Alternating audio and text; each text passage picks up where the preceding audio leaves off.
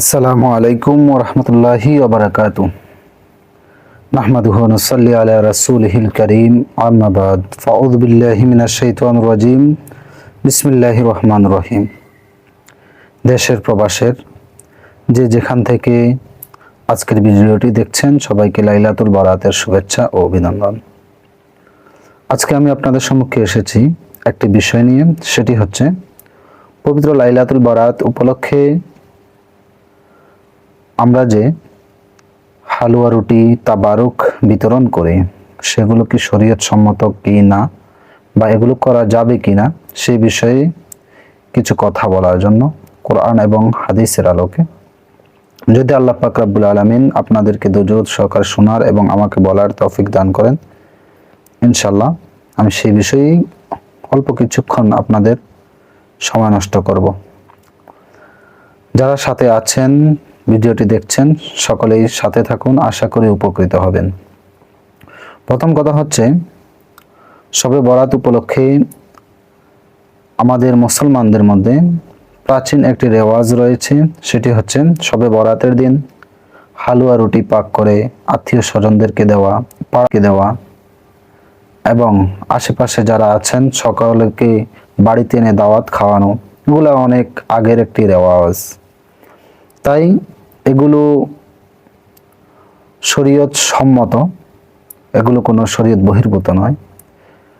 কারণ এটি হচ্ছে ইসলামিক একটি শেয়ার বা সংস্কৃতি, যা ফরজ নয়, ওয়াজিব নয়, সুন্নত নয়। আপনি এটাকে মুস্তাহসান হিসাবে ধরে নিতে পারেন, যে একজনকে আপনি খাওয়াচ্ছেন, এটা ভালো কথা। এখন শবে বরাত উপলক্ষে আপনি খাওয়াচ্ছেন, সেই কারণে এটা হারাম হয়ে যাবে, বেদাত হয়ে যাবে, এমন কোনো কথা কোরআন এবং হাদিসে কোথাও আসে নাই। আপনি শবে বরাত উপলক্ষে খাওয়ান বা শবে কদর উপলক্ষে খাওয়ান, ঈদে মিলাদুন নবী সাল্লাল্লাহু আলাইহি সাল্লাম উপলক্ষে খাওয়ান, কোনো সমস্যা নেই। কারণ আপনি যে উপলক্ষেই খাওয়ান, আপনি মানুষদেরকে খাওয়াচ্ছেন, সেটাই হচ্ছে মূল কথা।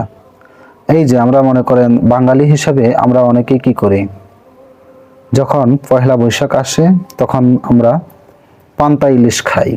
এই যে পান্তা ইলিশ খাওয়াটা, এটা বাঙালির একটা রেওয়াজ, খেতেই পারে। তখন কোনো মৌলবী, কোনো হুজুর, কোনো শায়েখ তখন কিন্তু এটাকে বেদাত, নাজায়েজ, হারাম ফতোয়া দেয় না যে পয়লা বৈশাখকে কেন্দ্র করে পান্তা ইলিশ খাওয়া সেগুলো নাজায়েজ।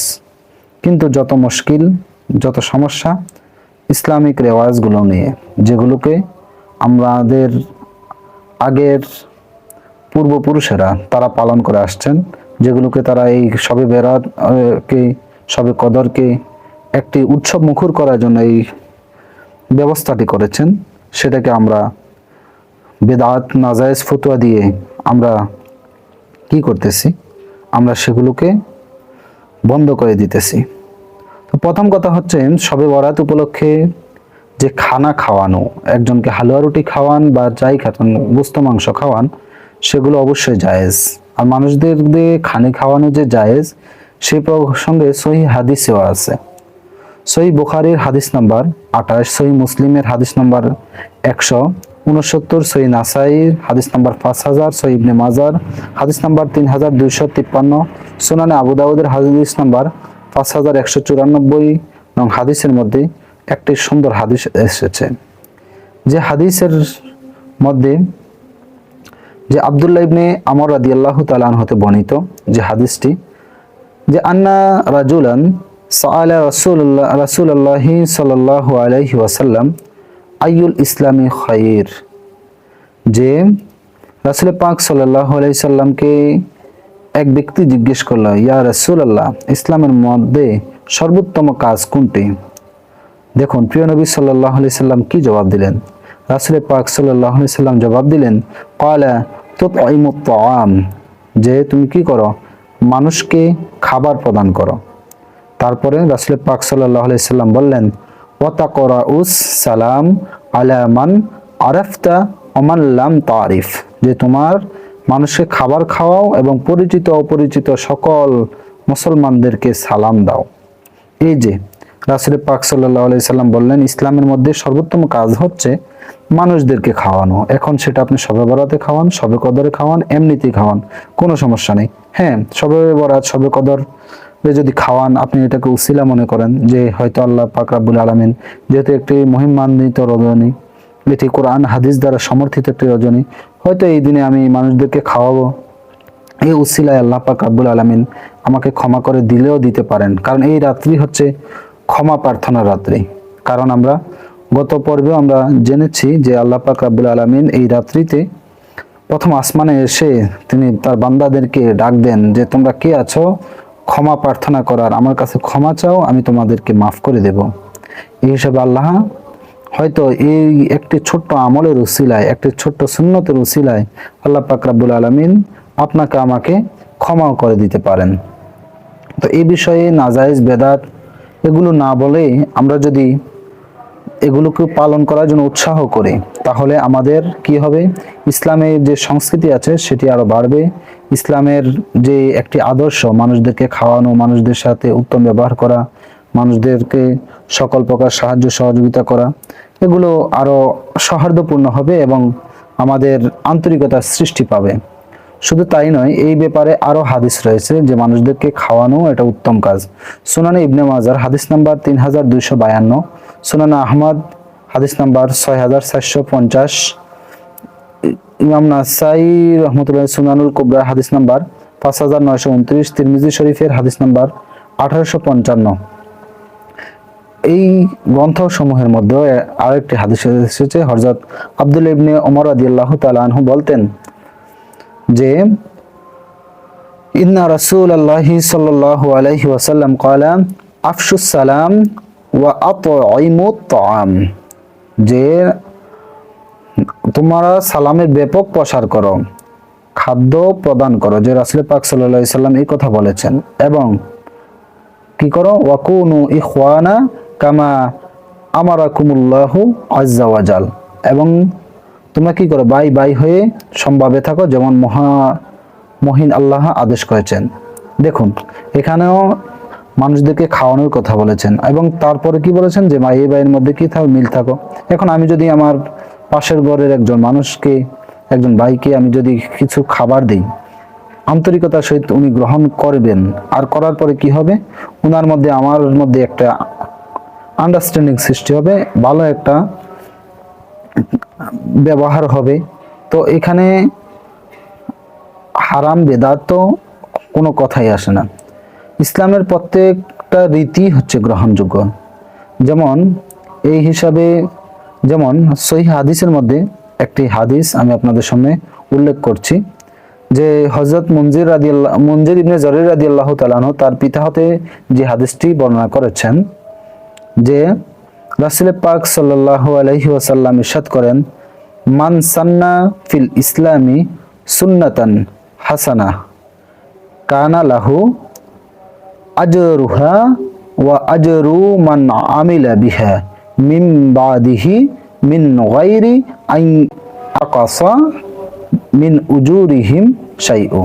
অর্থাৎ হযরত রাসূল পাক সাল্লাল্লাহু আলাইহি সাল্লাম বলেছেন, যে ব্যক্তি কোনো ভালো রীতি উদ্ভাবন করে তার জন্য রয়েছে উত্তম প্রতিদান, যারা তারপরে ইয়া আমল করবে তাদের থেকে, এতে আমলকারী থেকে কোনো আমল কমানো হবে না। মানে কোনো ব্যক্তি যদি ভালো একটা জিনিস উদ্ভাবন করে যার মাধ্যমে সওয়াবের কাজ হয়, মানুষদের উপকার হয়, তাহলে কি হবে, ওই ব্যক্তি, যে ব্যক্তি আমল করলো সেই ব্যক্তির মতোই তিনি সওয়াব পাবেন, তার সওয়াবের কোনো কিছু কমতি হবে না। সহিহ মুসলিমের এই হাদিসটি এসেছে, কাসির এর মধ্যে এসেছে, ইমাম বাইহাকি রহমতুল্লাহ আলাইহি শোয়াইবুল ঈমানের ৫ম খণ্ডের 2372 পৃষ্ঠা এই হাদিসটি উল্লেখ করেছেন। ইমাম মোল্লা আলী কারি রহমতুল্লাহি আলাইহি মেরকাতের শরহে মেশকাতের মধ্যে ৩য় খণ্ডে ৪২৫ নং পৃষ্ঠার মধ্যে এই হাদিসটি এসেছে। তো ভাইয়েরা আমার, এই যে মানুষদেরকে খাওয়ানো, এটা তো খুবই ভালো একটা কাজ, যে সব সময় মানুষদেরকে উপকারের উদ্দেশ্যে, ফায়দা ছাড়া সওয়াবের উদ্দেশ্যে যে কোনো সময় আপনারা যে কোনো জিনিস করতে পারেন। যেমন একটা কায়দা আছে, আল আসালু ফিল আশিয়াই আশিয়াইল ইবাহা হাত্তা ইয়াদুল্লু দালিলু আলা তাহরিম। অর্থাৎ প্রত্যেক জিনিসের মূল হচ্ছে বৈধ যতক্ষণ পর্যন্ত এর নিষিদ্ধ দলিল সাবিত না হয়।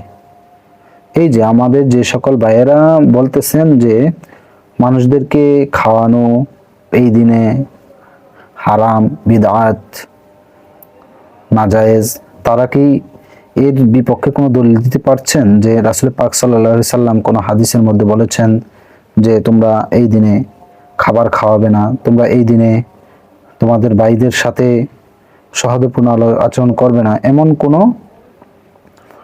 দলিল তারা আজ পর্যন্ত দিতে পারেন নাই। তাহলে আমরা কেন এগুলোকে হারাম বেদাত বলবো? সেখানে কাওয়াইদুল ফিকিয়ার মধ্যে উল্লেখ আছে যে সালু ফিল আশিয়াইল হিল্লু, যে অধিকাংশ আলেমের মতে প্রত্যেক বস্তুর মূল হলো বৈধতা। কোন বস্তুর মূল হচ্ছে বৈধ, তারপরে যদি তার মধ্যে কোনো দলিল পাওয়া যায় তাহলে সেটা অবৈধ হয় বা বৈধ হয়। তার কায়দাটির ভিত্তির মূলত পবিত্র কোরআনুল কারীমের মধ্যে রয়েছে কি হুয়াল্লাযী খালাকালাকুম মা ফিল আরদি জামিআ, তিনি সেই সত্তা যিনি সৃষ্টি করেছেন তোমাদের জন্য যা কিছু জমিনে রয়েছে সে সমস্ত। যে জমিনের মধ্যে যা কিছু আছে এখানে সব কিছু বান্দার জন্য বৈধ প্রমাণিত হয়, কেননা সবাই মানুষের প্রয়োজনে সৃষ্টি করে। এই আয়াতে নিষিদ্ধ বস্তু সমূহ ছাড়াও বাকি সব কিছু বান্দার জন্য বৈধ প্রমাণিত, কেননা সবই মানুষের প্রয়োজনে সৃষ্টি করা হয়েছে। আল্লাহ পাক রব্বুল আলামিন সব কিছু মানুষের প্রয়োজনে সৃষ্টি করেছেন। তো এই হিসাবে যে কোনো কিছু প্রথমত বৈধ অবস্থায় থাকে, তারপরে আপনি তা অবৈধ হারাম দলিলের মাধ্যমে সাবিত করতে হবে। যেমন এই বিষয়ে হাদিস শরীফে হযরত ইবনে আব্বাস রাদিয়াল্লাহু তাআলা আনহু, সালমান ফারসি রাদিয়াল্লাহু তাআলা আনহু, আবু দারদা রাদিয়াল্লাহু তাআলা আনহু হতে মারফুভাবে একটা রাসূল পাক সাল্লাল্লাহু আলাইহি সাল্লামের বাণী এসেছে। কাউলু সাল্লাল্লাহু আলাইহি সাল্লাম, রাসূল পাক সাল্লাল্লাহু আলাইহি ওয়াসাল্লাম বলেছেন, মা আহাল্লাল্লাহু ফাহুয়া হালালু ওয়া মা হাররামা ফাহুয়া হারামু ওয়া মা সাকাতা আনহু ফাহুয়া আফু। যে রাসূল পাক সাল্লাল্লাহু আলাইহি সাল্লাম এর বাণী হচ্ছে, কথা হচ্ছে, যা আল্লাহ হালাল করেছেন তা হালাল, আর যা আল্লাহ হারাম করেছেন তা হারাম, আর যার ব্যাপারে চুপ থেকে তা আল্লাহর কাছে ক্ষমার্থ। এর মানে কি, যে আমরা যে হালুয়া রুটি খাই এই ব্যাপারে যেহেতু নিষিদ্ধের কোনো হাদিস নাই, যেটা এইটা হারাম বেদাত, এই দিনে এইভাবে করা যাবে না, তাহলে এটা হারাম হলে তো হারাম হতো, কিন্তু এটা তো হালাল, কারণ হাদিস দ্বারা সাবেত মানুষদেরকে খাওয়ানো এটা আমার রাসূলের সুন্নাত। তো এই ব্যাপারে কারো কোনো দ্বিমত থাকার কথা না। অতএব নিষিদ্ধ জিনিসগুলো ছাড়া বাকি সব কিছুই বৈধ, আর যেহেতু সব কিছুই বৈধ তাহলে শবে বরাতে হালুয়া রুটির বিরুদ্ধে স্পষ্ট শরীয়তে কোনো নিষিদ্ধতা নাই। তো যেহেতু নাই সেহেতু এটা জায়েজ। এটাকে আপনি হারাম, নাজায়েজ, বেদাত এগুলো ফতোয়া দিয়ে মানুষদেরকে বিভ্রান্ত করবেন না। এটা হচ্ছে ইসলামের একটা সংস্কৃতি। এগুলোর মানুষদেরকে আপনি বিভ্রান্ত করে ইসলামের সংস্কৃতি থেকে যখন আপনি তাকে সরিয়ে দিবেন, তখন দেখা যাবে সে অন্য বিধর্মীদের সংস্কৃতি সে পালন করতেছে। সে কি করবে? তখন বিধর্মীরা কি করেছে সেগুলো পালন করবে। আর যদি ইসলামের সংস্কৃতির মধ্যে আপনি তাকে উৎসাহিত করেন তাহলে সে সেগুলোই পালন করবে। তো যেহেতু শবে বরাত কোরআন, হাদিস, উলামায়ে কেরামের ইজমা দ্বারা সাবেত যে এটি একটি বরকতময় রজনী, সেহেতু এই রাতে মানানো একটি বরকতময় কাজ। আর এই রাতে শুধু খাওয়ানো না, সকল প্রকার ইবাদত বন্দেগী করাও উত্তম কাজ এবং আল্লাহ তাআলার কাছে ক্ষমা চাওয়া সর্বোত্তম কাজ। তো আল্লাহ পাক রব্বুল আলামিন আমাদেরকে সঠিকভাবে আমল করার তৌফিক দান করুন। আমিন। আসসালামু আলাইকুম ওয়া রাহমাতুল্লাহ।